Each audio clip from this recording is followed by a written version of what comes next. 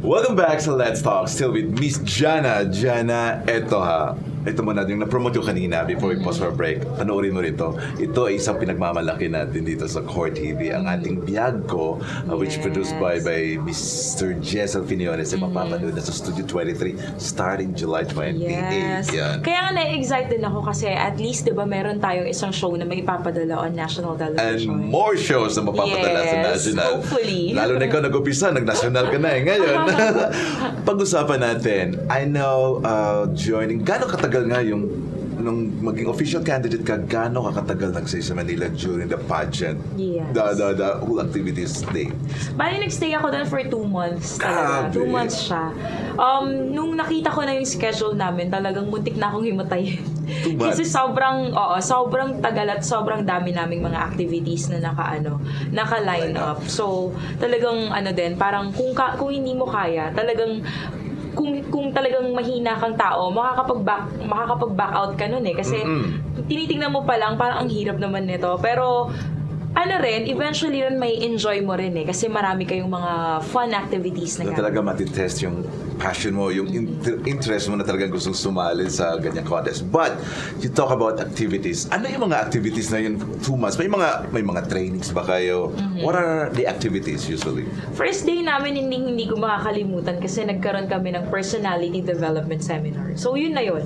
Doon na tinuro yung paglagay ng makeup, yung tamang pag-upo, upong beauty queen. Paano ba? Nila. Upong beauty queen? Yes, kailangan naka-straight talaga yung likod.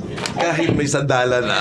Yes, at yung legs, sila, parang medyo S. Parang something like Relax pa rin S. ba kabayan yan? Relax pa rin. Actually, dati nung una, mahirap siyang gawin. Pero hanggat sa masanay ka na, talagang, parang kahit normal na activities na lang, kahit siguro pagkain. Beauty queen ka na rin. Ganun na yun. Okay, and what else? What other activities? At saka yung mga activities namin kasi ang ngayon, parang kumbaga ang concept kasi ng Miss Philippines Earth this year is nagkaroon sila ng mga challenges to build the rapport between candidates and at the same time din para ma-promote din yung mga sponsors and yung mga activities na yon is also mainly in increasing the knowledge of the people about, taking care of the environment. So, nagiging fun siya kasi parang kumbaga may competition. So, may mga groups yan or minsan individual depende sa mga challenges like singing challenges.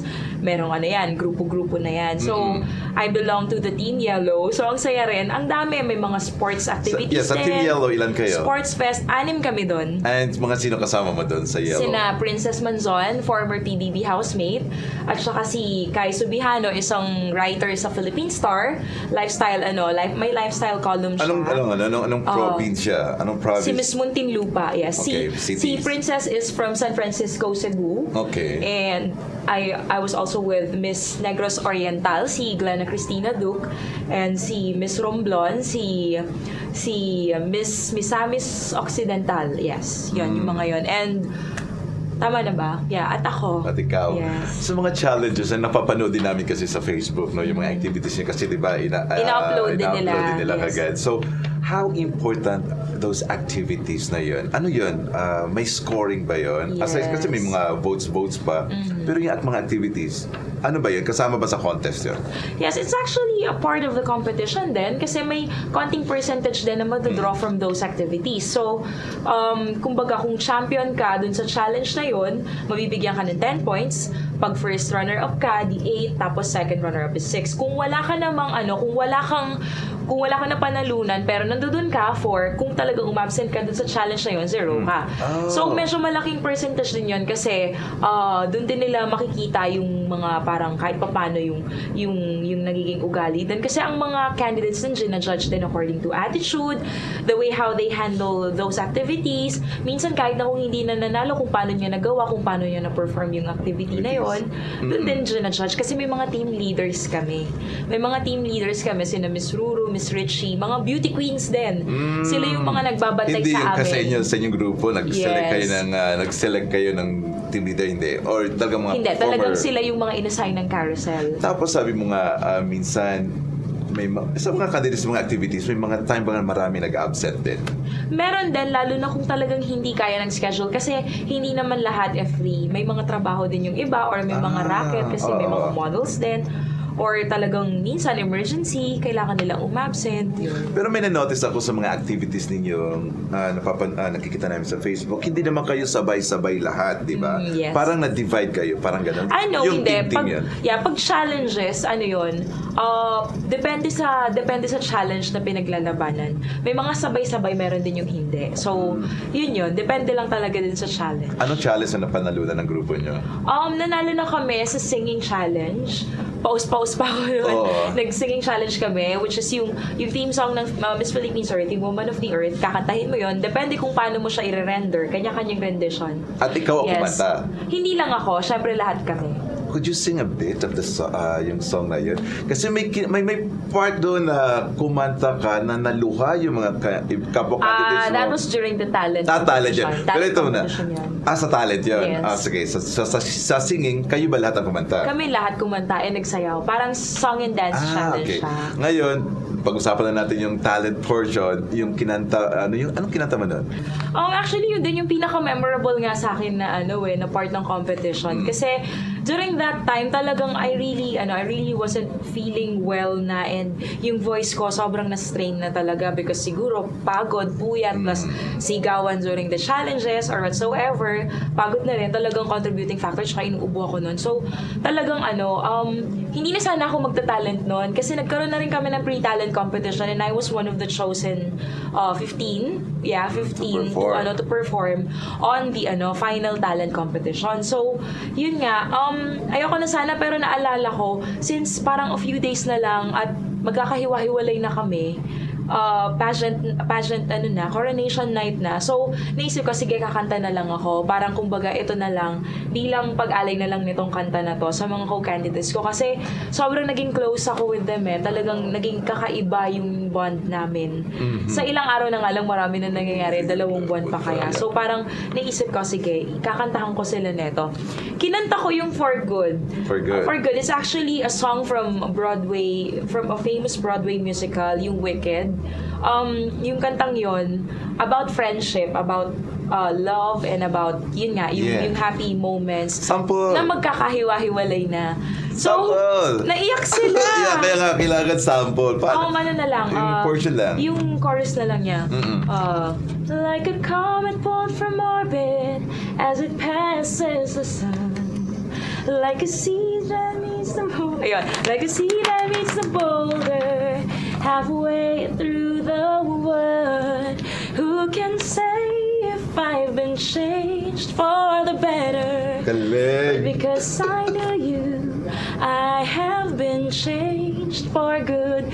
Nung kinanta ko yon, naiiyak na talaga ako. Tapos nakita ko yung mga co-candidates ko umiiyak, pati mommy ko nung time na yun umiiyak. So talagang ayun na, parang kumbaga sumabog na yung emotions dun sa hall.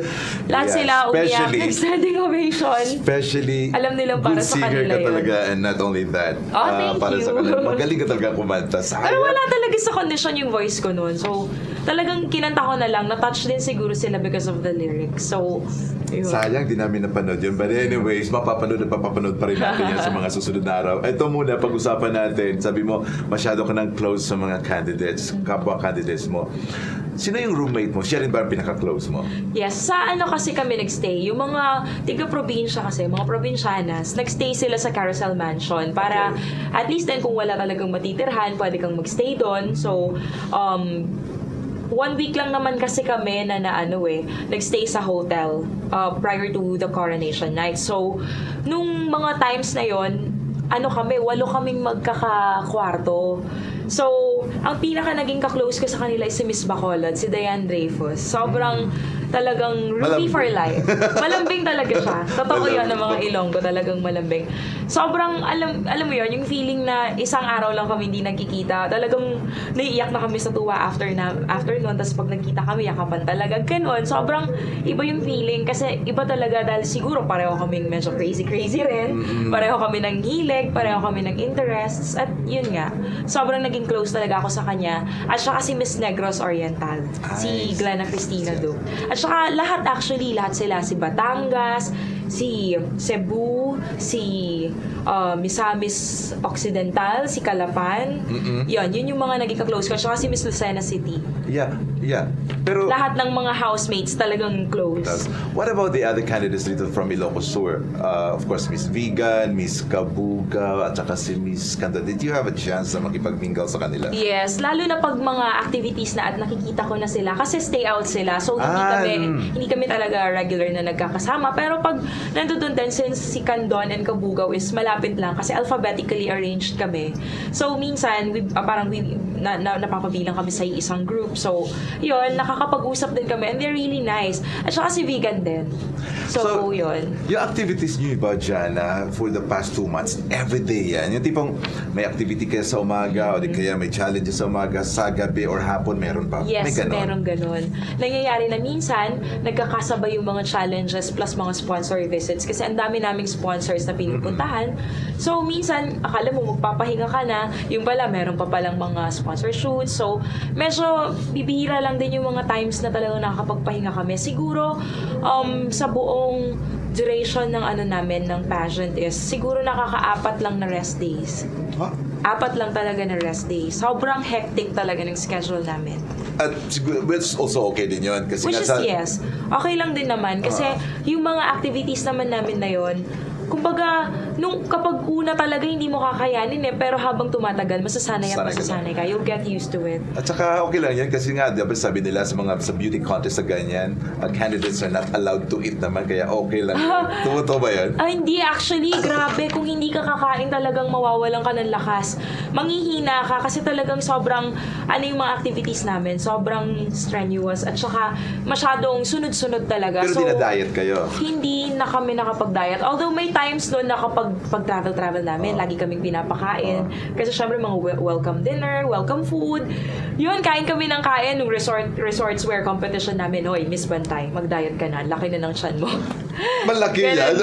Yes. Although hindi naman kasi, unlike other beauty pageants naman, some beauty pageants are really strict. Pero dito hindi eh. And whether you like it or not, kahit naman talaga kumain ka ng kumain, papayat ka because of the activities nga.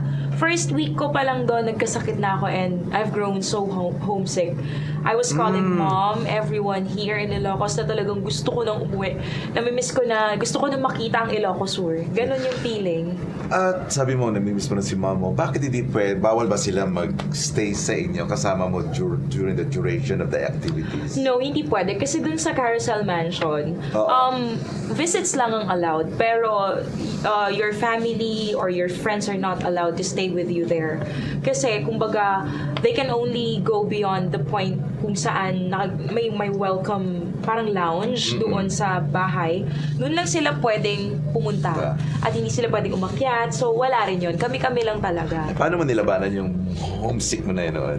Good thing talaga na yung mga roommates ko sobrang, alam mo yun, alam ko nalulungkot din sila. So, parang kami na lang yung nagpa-pacify sa isa't isa. So, yun yung feeling na parang kahit pa paano, habang nagtatagal, hindi mo na namimiss yung family mo. At yun na, nasa kalagitnaan ka na, nasa papalapit ka na sa end ng pageant, dun ka naman na medyo nalulungkot na baka mahiwalay ka na nga. Yun na nga, mahihiwalay ka na sa kanila. So parang ganun lang din yun kasi sila na yung nakasanayan mong kasama. Kaya ang lungkot talaga. So dami-dami activities na ginawa niyo for the past 2 months. Ano yung kumbaga yung nahirapan ka, ano yung parang pinakamahirap sa'yo? Pinakamahirap siguro sa akin noon was yung Pinoy Games eh. Pero okay lang naman yun. Fun talaga siya and enjoyable kasi naglaro kami yung mga patintero. Pero during that time, nahirapan talaga ako kasi nahulog ako sa hagdan prior to my trip to Manila. Nahulog ako sa hagdan. So medyo masakit yung likod ko. Hindi ako makapag-perform ng maigi. Pero okay lang yun. Isa yun sa mga medyo kumbaga masaya na medyo mahirap kasi doon medyo physical ang mga activities, may mga dunong braso, may mga takbo-takbuhan. Yun. Pero kagaya yun, pag may activity, usually anong oras nag-uumpisa yung mga activities? Minsan, ang mga call time namin sa umaga, 3:00, 4:00. Umaga. Anong oras kayo natatapos sa gabi? Usually mga 9. 9 kami nakakarating ng bahay or may mga times din na 10. Siyempre pag ganon, pagdating mo ng bahay, liligpitin mo muna yung kama mo. Kasi iiwan mo siyang magulo sa umaga kasi sa pagmamadali. So, minsan natutulog kami mga 11, 12, ganon. Maswerte na kami kung makatulog kami ng 9 or 10. Kagaya nun, may mga 3 o'clock kayo na call time. So, paano yung gaano ka call time? Tapos anong oras ang alis? Paano kayo nagbibihis? Paano kayo... Minsan, syempre sinasamantala namin yung pagkakataon na matutulog muna. Sige, tulog muna hanggang sa may 30 minutes na lang. So, quick shower talaga. Doon ako natuto talaga na mag-quick shower. Talagang 5 minutes lang, buo na lahat. Tapos pati paglagay ng makeup. Minsan kung hindi mo siya magagawa at kailangan nang umalis ng sasakyan, doon mo na sa sasakyan gagawin yung makeup mo. So, ganun talaga siya. As in. Yes, yun yung mga natututunan mo sa pagiging beauty queen. Before we pause for a break, pag-usapan natin ngayon, during yung mga last, di ba nag-stay kayo sa hotel? Ano yun? Sino kasama mo na sa room? Sa hotel? Si Miss Bacolod pa rin kasi alphabetically arranged. So sabi ko nga, roommate for life talaga tayo kasi bukod sa, kasi double-decker yung mga beds namin sa carousel. So nasa ibaba ako, nasa taas siya. Pero hindi naman namin inano yun. Parang wala lang, nagkataon lang. Tapos sakto pa na magkasunod kami, by pair yun. Nagko-compare ba kayo ng susutin nyo or anong gagamitin yung accessories or yung Nagtutulungan kami. We help each other out. Minsan pag wala nang masusuot, sige, hiraman na, palitan na lang, tapos mixing and matching. Ganon. May mga selosan ba nangyayari? Selosan, hindi ko lang alam. Pero wala naman siguro. Kasi kami, yung bond, siguro, baka meron din na naiingit siguro sa closeness. But then, pag kami kasi, yung mga carousel girls nga na tinatawag, yung mga mansion girls na nagsistay sa loob ng mansion, iba talaga yung bond eh. Talagang magkakaibigan talaga lahat. At sila yung most of the time magkakasama during the activities. At di kasi di ba may mga napapanood tayo na movies like mga ganito klaseng yung story about sa mga beauty contest. Meron kasing may mga hindi talaga mawawala. Hindi lang selos yung tipong naiinggit at pinapakialaman yung mga gamit para lang na matalo siya or what. Naramdaman mo ba yan? So far, wala namang nangyaring ganun sa amin. Yung mga sabotage, wala namang ganun. Wala naman. Pero meron din siguro yung mga hindi lang nagkakaintindihan. Pero naayos din yun kasi hindi naman hinahayaan. Actually, the rest of the girls, they would not allow that to happen. Parang, sige na, kausapin mo na. Hanggang sa magbabati na sila at magyayakapan na. And then after that, nakalimutan na yung mga naging conflicts. Yeah. So yun. Yeah, tsaka mo na. So more of Miss Jana Siratranont pa rin sa final set natin. By the way, sa mga comments, suggestions, all you have to do is visit our Facebook account. That's of course www.facebook.com/Let's Talk. I-like niyo po aming page at pwede kayong magsulat doon at i-comment nyo ano ba ang gusto nating topic, sino gusto nyong i-guest. Ipadala nyo lang po sa amin. And also visit our website. Mapapanood nyo yan sa screen. Magbabalik pa po ang Let's Talk.